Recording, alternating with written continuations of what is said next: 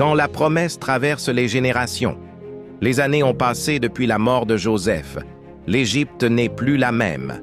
Le peuple d'Israël s'est multiplié comme Dieu l'avait promis. Ce qui était autrefois une petite famille installée à Goshen est devenu une nation en croissance. Mais un nouveau pharaon se lève. Il ne connaît pas Joseph. Il ne se souvient pas du salut apporté à l'Égypte. L'histoire humaine oublie vite, mais Dieu n'oublie jamais. Ce nouveau roi voit la prospérité des descendants de Jacob comme une menace. La peur entre dans son cœur.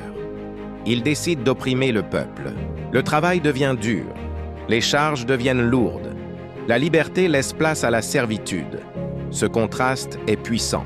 La famille que Joseph avait protégée se retrouve maintenant en esclavage. La terre d'abondance devient une terre d'épreuve. Mais même dans l'oppression, la promesse continue de vivre. Plus ils sont affligés, plus ils se multiplient. Dieu est silencieux, mais il agit. Les paroles de Joseph résonnent encore. Dieu vous visitera.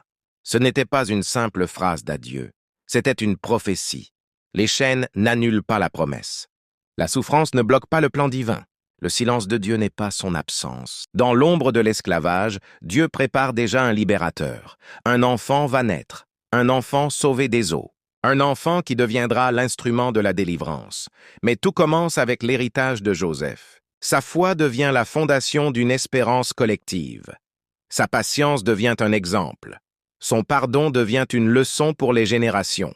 L'histoire ne s'est jamais arrêtée. Ce que Dieu a commencé avec un rêve dans un champ continue maintenant avec une nation en attente de liberté. Et la grande question demeure, seras-tu capable de garder la foi quand les circonstances changent?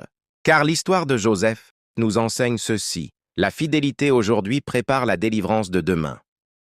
Si cette série t'a fortifié, partage-la largement et abonne-toi pour découvrir la suite du plan de Dieu.